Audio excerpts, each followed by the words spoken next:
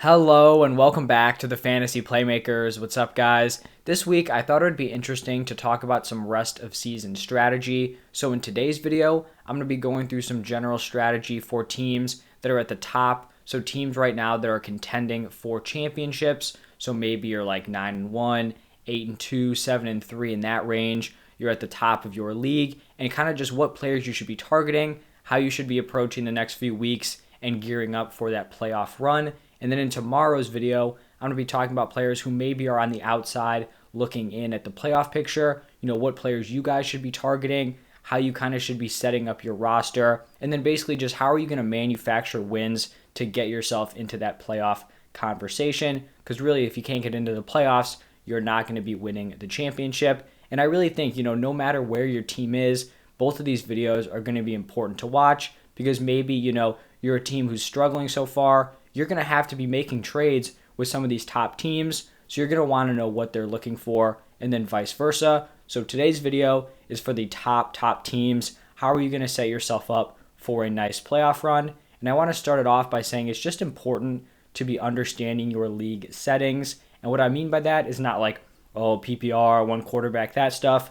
But it's actually going to be when do your playoff weeks take place? Because those are different in every single league. For me, I like the playoffs taking place in week 16 and week 17. I like to avoid the last week of the season as much as possible. And then personally, I like leagues where you have 4-team playoffs, but every league is different. Like I'm in a 12-team league where it's the top 8 make the playoffs, and that's going to drastically shift your strategy because you could honestly be an underperforming team, under 500, and you're still a contender for the championship, especially if you've gotten unlucky with injuries and have a solid roster. So it's going to be very important to know which weeks your playoffs are going to be taking place in because that's how you kind of gear up getting some players who have some nice strength of schedule. And then I also think that being a top contender doesn't always equal having the best record. Like I mentioned, if you're in a team with an 8-team playoff, you could be sitting there at like 5-5, but maybe you had McCaffrey on your roster, you had some other players who were dealing with injuries, and now you're just ready to go.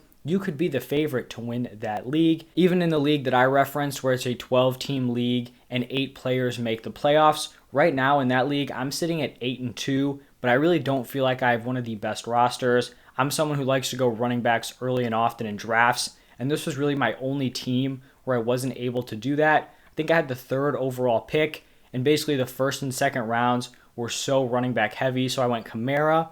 And then when it got to me in round 2, I was looking at wide receivers and tight ends. I think I went with Darren Waller and Keenan Allen. And then in the 4th round, I got Cooper Kupp, and he's really the only reason why my team is up there. And then 5th round, I start to reach for running backs, picked up Mike Davis. Definitely one of my worst calls the entire offseason was kind of buying into Mike Davis. And then round 6 was Chase Edmonds. So now I'm sitting here, my RB2, the guy who was supposed to be the RB2 is just terrible. The RB3 is now on injured reserve, and I'm kind of just filling in that RB2 spot. So you got to be realistic with yourself. The record definitely doesn't tell the entire story, and there could also be situations, maybe you're an underperforming team, but you have one of the highest points scored, but maybe you're just getting unlucky and going up against players who continue to put up the top numbers. You may have a solid points for, but your points against may be even higher. I know that's definitely kind of a struggle, but it could definitely be the opposite. You have a really nice, pretty looking record, but you're kind of just getting lucky on which matchups you have each week. But if you are a true contender and you kind of have your playoff spot locked up, this is a great opportunity to gear up for the playoffs. And my number one piece of advice for teams who do have one of those top spots already clinched up, you're not worried about missing the playoffs, would be to be moving off of your short-term assets for upgrades that are going to help you in the playoffs. Kind of the first guy who comes to mind is A.J. Dillon. He would really be the perfect example of this because if you have A.J. Dillon, you basically have an RB1. Like he's probably a top 8 running back for every week that Aaron Jones is out. And that could be very, very valuable for someone who needs wins right now. Right? If you've basically clinched your spot, it's not really necessary for you to hold on to A.J. Dillon unless you are an Aaron Jones owner. Obviously, that's a different situation because you would want that handcuff. But Dillon could totally be used to trade to a team that's kind of more in the middle of the pack, and that's going to help them get to the playoffs because, like I mentioned, he's a locked-in RB1 until Aaron Jones returns, and that could totally turn into wins for teams who really need them to get into the playoffs. At this point in the season, I think there are a lot of win-win trade opportunities where both you and your trade partner kind of feel like you came out ahead, and you probably did. I feel like at this point in the season, trades are much more similar to Dynasty because, start of the season, you're really just trading for value at the moment. The records don't really matter as much. And so really there's kind of like a winner and a loser. You just don't really know who it is yet. Hopefully you have a good idea that it's you, but you just don't really know. For Dynasty, you have some players who are kind of tanking and they're trying to acquire young assets. Obviously, no one's going to be tanking in redraft, but I think it's kind of a similar strategy where, teams who already have clinched are going to be moving off of short-term assets, whereas teams need to be win now to make the playoffs. They're going to be trading some of those guys who can be used in the playoffs. So it's a little bit different, but I think you can make some more balanced offers because you're not just straight up trading value for value. Another thing I think you should be looking at is just playoff schedule. So finding players who have great playoff schedules in your important weeks. So like I mentioned, you need to know if your playoffs are in week 15 and 16, week 16, 17, 18, all of that stuff. In last week's Thursday and Friday video, I talked about some players who had really nice playoff schedules and then some poor playoff schedules. So a lot of those should still be relevant. So you should go check those out to kind of get an idea, or you could check fftoday.com. They have a tool where you can look at strength of schedule. That way you can kind of just quickly view the players on your team and see, if they're lined up for solid playoff matchups or if they're kind of in for some rough ones. Another thing I want to add in here is don't be super afraid to be losing in talent. You may make a trade and you're looking at the players and you're like, okay, if I had these guys for 16 games, I may prefer this one.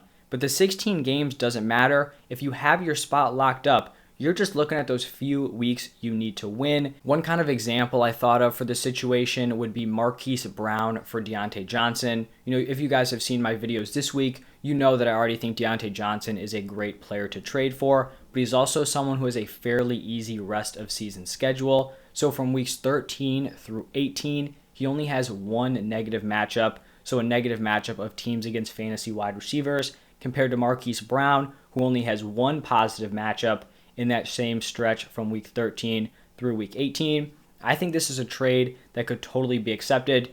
Some people may say, oh, I want Deonte Johnson. I would never trade him for Marquise Brown. Maybe you think the opposite. But so far, Marquise Brown has been the better producer. He has been the more productive player. He's averaging 17.8 points per game to Johnson's 16.6. So I really don't think this is some crazy offer. But this is also just an example. Kind of offers like that where the value seems kind of close, but one player has the far superior matchup.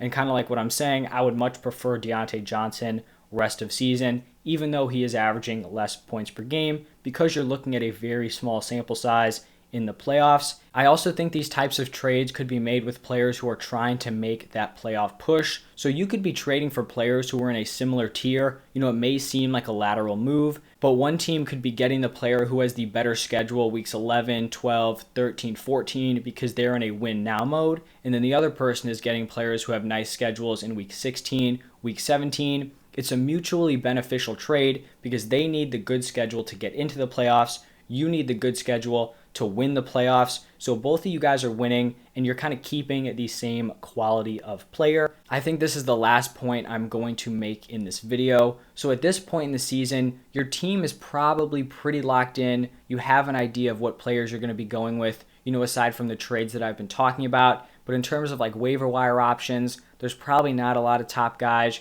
you're going to be looking at, especially if you're a top team. Unless you're playing with Fab, you're probably not going to be getting the top options off of the waivers because you don't have a good priority. So I would strongly recommend scooping up your handcuffs if you do have stud running backs. If you have a guy like Dalvin Cook and Alexander Mattison is on the waiver wire, pick him up. Same thing with McCaffrey. Maybe the Chuba Hubbard owner dropped him, because he's obviously not going to be producing anymore. Snag him. You just don't want an injury to completely ruin your season and leave a massive hole in your lineup because obviously you're not going to be getting the same production from Chuba Hubbard that you would from Christian McCaffrey, but still you have a solid startable running back compared to just being left with nothing. And I think that is going to wrap it up for this video. If you guys enjoyed the content, hit that like button, subscribe to the channel. You can ask me any fantasy questions down below in the comment section, and then make sure you guys check tomorrow where I'm going to be posting the strategy for teams who are trying to get into the playoffs but aren't quite aligned in a great spot right now. But thank you guys again, and I'll see you next time.